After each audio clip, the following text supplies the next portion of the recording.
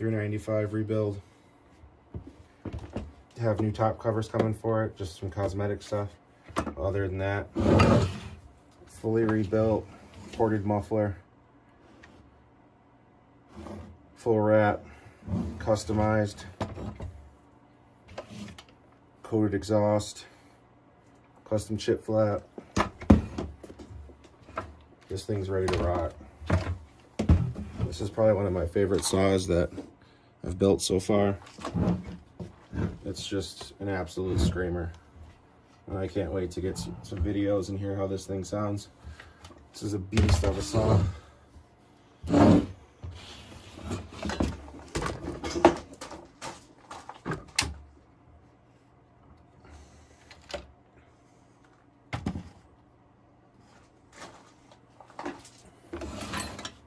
Thanks everyone for watching. We'll have some